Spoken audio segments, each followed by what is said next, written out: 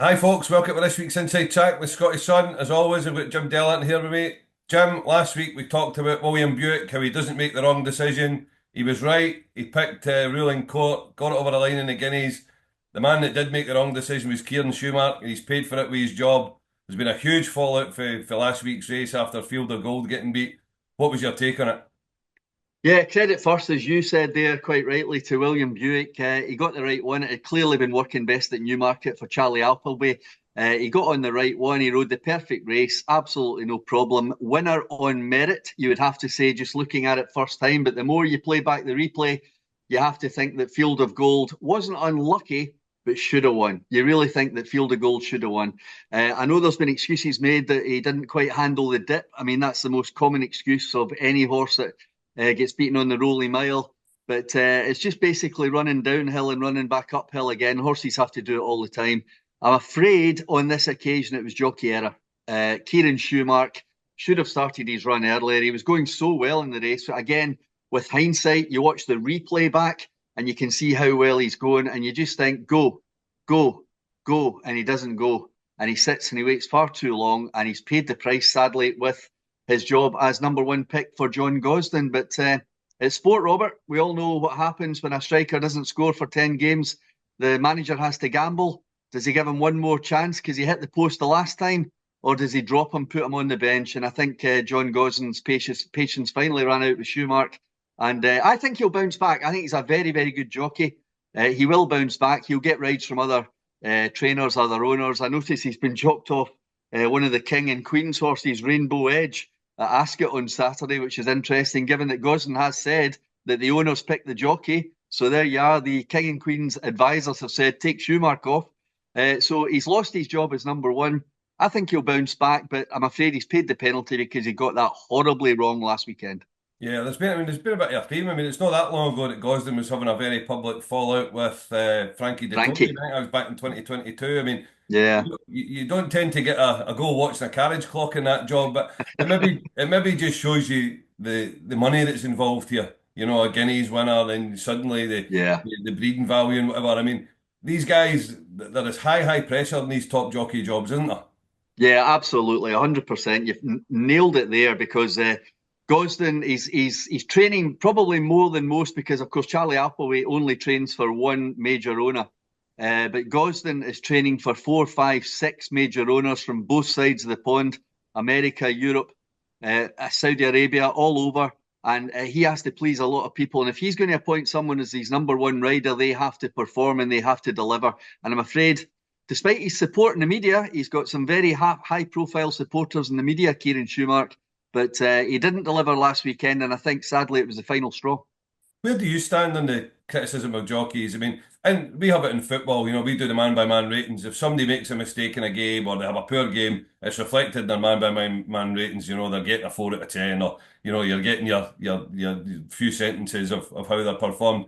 I mean, jockeys shouldn't really be immune from criticism. I know there's been a lot of punters, social media and whatever, have been on saying, oh, they get such an easy time for broadcasters and that. They don't ask them the right questions after race. Is that fair or is that a bit harsh? I mean, there's some who do come out and ask the right questions. Lydia Hislop, for example, Yeah, always yeah, on the button. You know, yeah. do you think that's fair criticism? The punters are saying, you know, oh, these guys are getting very insulated. Or, you know, do you think the broadcasters are asking the right questions? I think when you get into social media, it gets pretty daft sometimes. Sometimes you read some of the criticism of jockeys and you think, are you having a laugh? I mean, how was he going to win that from that position? It was impossible. It wasn't his fault or her fault that she or he was in that position. I'm afraid that's just the way the cookie crumbles in races. But there are obvious examples where a jockey has ridden a bad race. Funnily enough, Robert, because I was a useless amateur back in the day, I've always refrained from going overboard and criticising jockeys because I know how hard it is. I was hopeless, but I know how hard it is. So I do try to refrain a little bit. But some of the criticism is way over the top. But on the other hand, and I think the Kieran Shoemark stuff is a good example of this, I think it's fully justified. And they're big boys wearing big boy pants and big girls' pants. They have to take it sometimes. Yeah, it's about finding that balance, isn't it? It's about finding Yeah, that balance between the humans, and humans make mistake, but also the professional side of it, calling out that, well, you didn't have yeah, it right there, or, you know, you made a mistake there. And yeah, more jockeys are taking to social media themselves I've To noticed that, yeah. explain rides. I think that's a good thing, isn't it? I mean, that can only help punters. Yeah, and interestingly, Kieran Shoemark did that interview on ITV last week after the race, trying to explain away his situation after that ride in the Guineas. And did that work for him? I'm not sure. It certainly allowed him to express his feelings. But when it came down to it, it was John Gosden that had, or John and Thady, if you believe that, John Gosden that had the final decision. And I'm afraid he's lost his job over it. The other thing, Jim, we talked about the summer jumping a couple of weeks ago. I mean, I like the summer jumping. I'm a big fan of Perth and that, as we know. You like your summer jumps as well. Yeah. But is there just too much of it at the moment? I mean, I'm looking at this Warwick card. You've got 26 No. runners over 6 races. Yeah. I mean, Tuesday, we had 3 jumps meetings in Wolverhampton at night. Sunday, we've got 2 jumps meetings in the all-weather at Newcastle. I mean, this Yeah. fixture list is a bit of a mess, isn't it? It does look all over the place a bit. I mean, I was like you, I was looking at the Warwick card 3, 3, 6, 5, 4, 5. I mean, the fields are poor. But on the other hand, Hexham on Saturday has got an excellent card. They've got 8, 9, 10, 11, 6, 7. I mean, that's not a bad card at all. So it swings and roundabouts a little bit. But you're right, the season is a bit all over the place because last week I think we were just into racing on the flat and very much into the turf, and then suddenly we had a couple of jumps meetings and an all weather. So it is a bit all over the place at the moment, but hopefully they're going to get that sorted out. And going forward, I think we do have too many summer jumps meetings, definitely. But I don't know how you attack that without annoying an awful lot of people who are putting an awful lot of money into the game. So it's an argument going forward that we need to address. Well, we'll start taking a look at this weekend's racing. We're at Ascot with the Victoria Cup. Big Field Handicap is the main event. What have you dug out there? Yeah, the horse I fancy for this one, Robert. I know you've got another opinion, which we'll come to very, very shortly. But Myal, Myal, is the horse I fancy for Steph Hollinshead and Sam James. Sam, I think, is a very underrated jockey. In actual fact, it's good to see him getting a big race, big handicap ride at Ascot because he does deliver on the big occasion when he's asked to. Steph Hollinshead took over from our father Reg a few years ago. Wouldn't be the most high-profile trainer, but this horse has been a real flag bearer.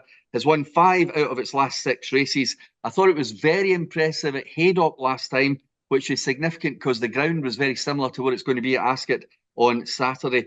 Very impressive that time. I thought he could have gone up more, but he's only gone up £4. They were going to go straight to Royal Ascot for, what's that race called again? I think it's the Buckingham Palace.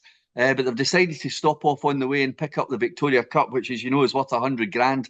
I think that's a good decision. I'd be very disappointed if it wasn't in the first 4 or the extended places, but I actually think it could win the race as well. So Myal for me, just with that little each-way proviso. Well, I was drawn to Diligent Resdev in this, the one that won the Bronze Cup at Ayr last Yeah, September.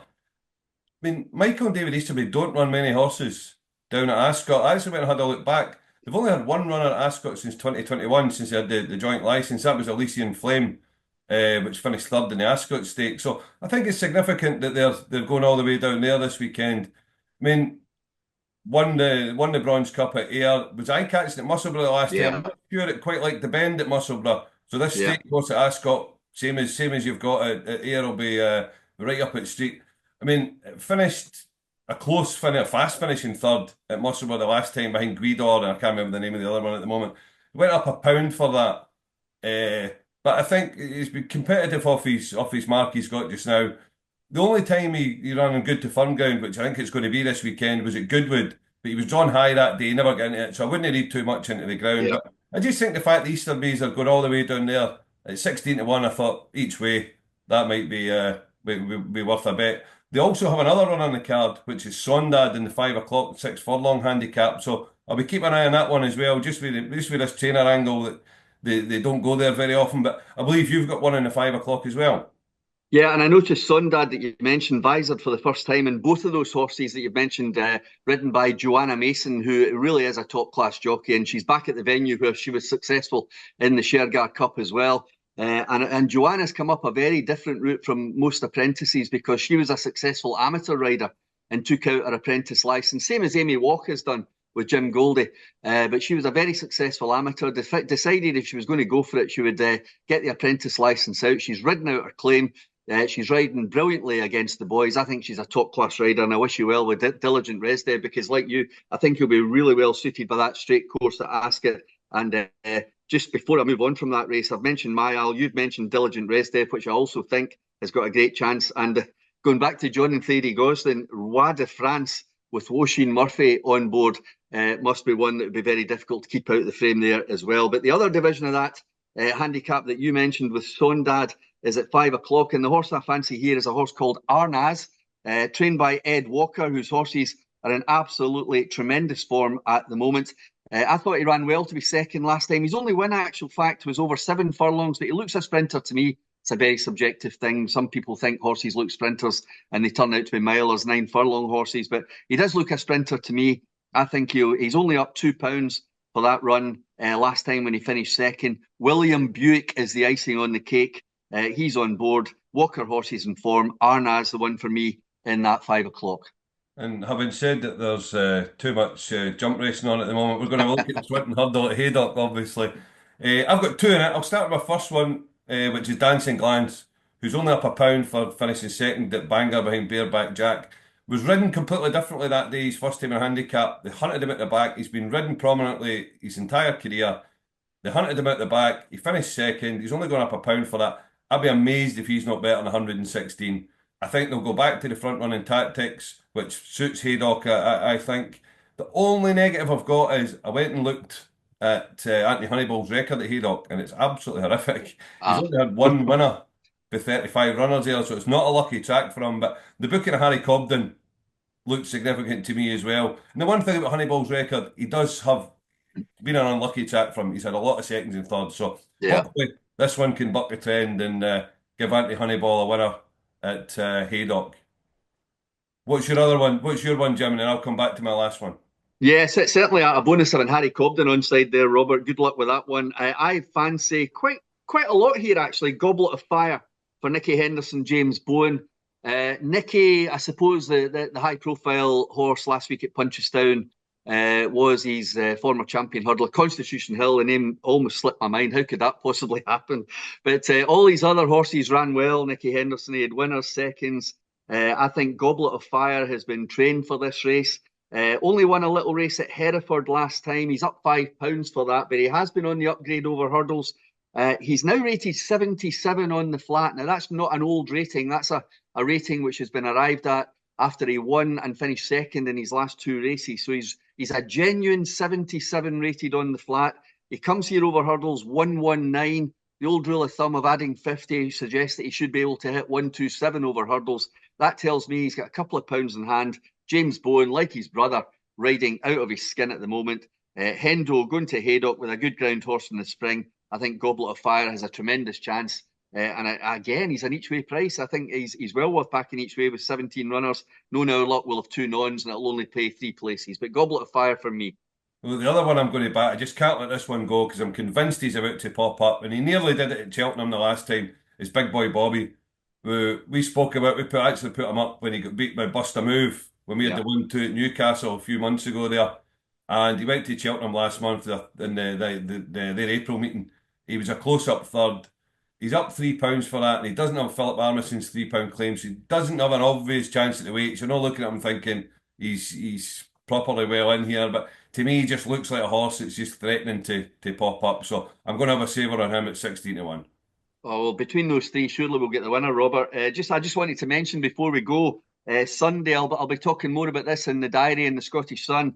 But there's a £75,000 race at Newcastle on Sunday. It's run at 7:15 at night when we'll all be watching football, no doubt.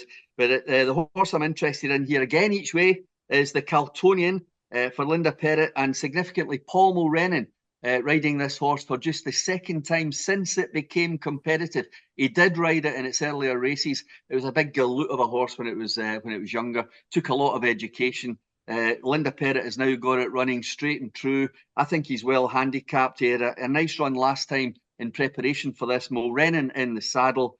I don't think the draw will matter too much because they tend to go where the pace is at Newcastle these days. And I think the Caltonian each way in the 6:45 at Newcastle on Sunday. And just to mention his former owner, Matt Sawyers, he'd sold the horse recently to John Breslin, I think. But Matt Sawyers, the Caltonian's former owner, passed away just last week. He was a former bookmaker in Scotland. Some people watching this might remember him. And commiserations, of course, to all Matt's friends and family. Thanks very much, Jim. Good luck with your bets this weekend, folks.